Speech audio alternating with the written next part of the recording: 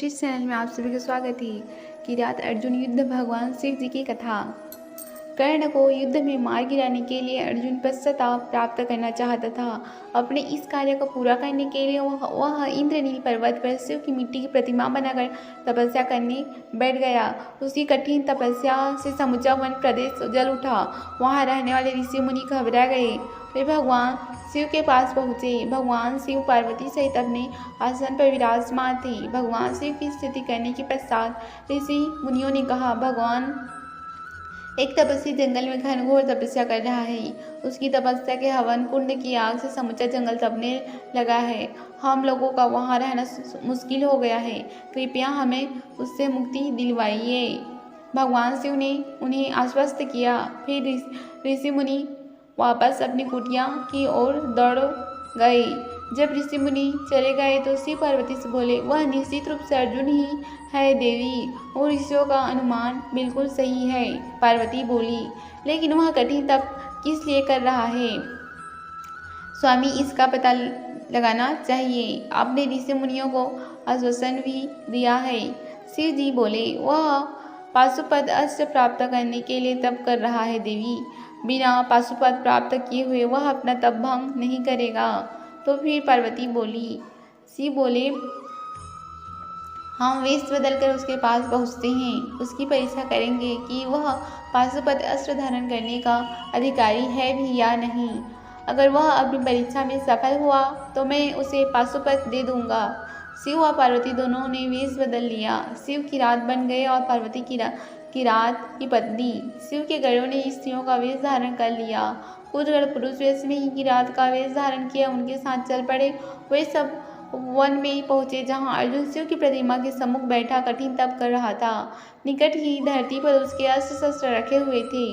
उस वन में एक विकट राक्षस रहता था। सारे ऋषि मुनि उससे भयभीत रहते थे।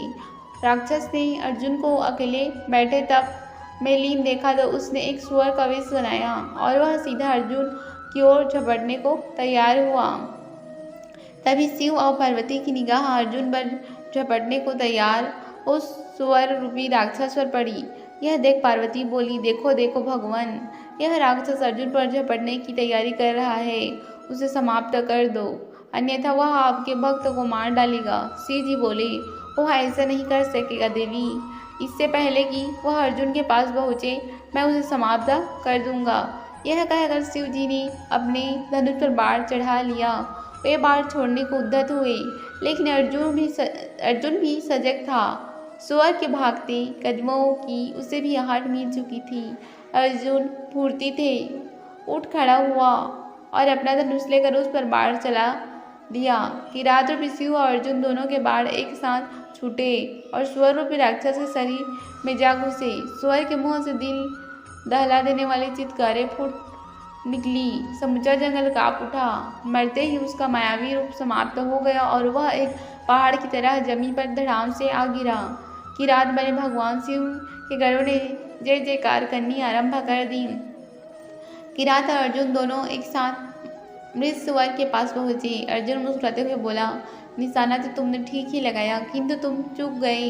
तुमने इतने विलंब से तीर नहीं चलाना चाहिए था।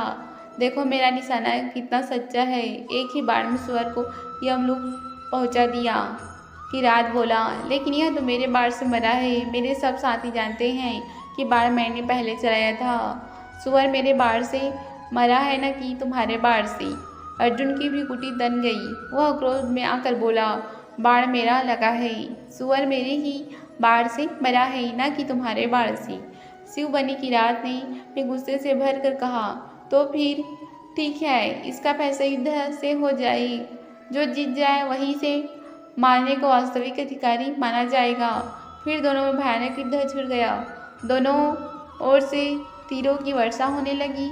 एक बार छोड़ता तो दूसरा तत्काल उसे काट देता। काफी देर तक यह युद्ध चला रहा। अर्जुन के सारे बाण समाप्त हो गए।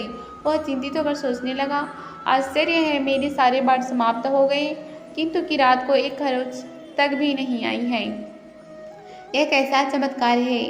यह सोच उसने धनुष उठाया और उसकी डोरी से किरात को फंसा लिया, लेकिन अगले ही क्षण उसे एक तीव्र झटका सा लगा। किरात ने न सिर्फ स्वयं को ही मुक्त करा लिया, बल्कि अर्जुन को भी ऊपर उठाकर दूर पटक दिया। अर्जुन का पूरा जिस्म दर्द से भर उठा।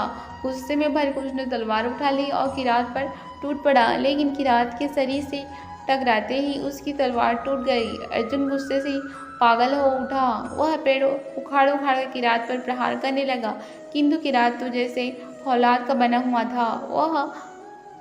उस पर रंग मात्र भी असर न हुआ।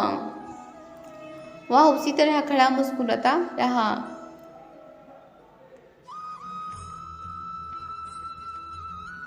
अर्जुन बहुत थक चुका था। उसका रोम रोम पीड़ा से बेहाल हो गया।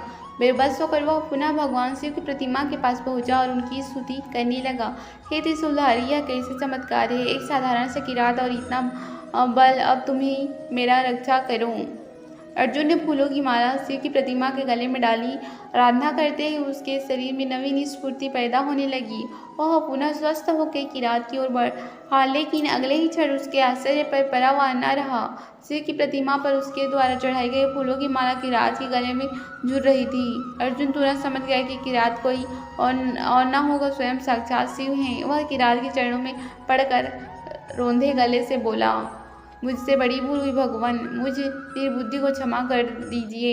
मैं आपको पहचान नहीं सका। मैं अनजाने में ही मुझसे बहुत बड़े अपराध हो गई। भगवान शिव अपने स्वरूप में प्रकट हो गई। उन्होंने अर्जुन की बाहें पकड़कर उसे उठाया और कहा, उठो पुत्र, तुम्हारी परीक्षा पूरी हुई। तुमने कोई अपराध नहीं किया है। किरात का स्वरूप मैंने तुम्हारी परीक्षा लेने के लिए ही धारण किया था। तुम परीक्षा में सफल हुए।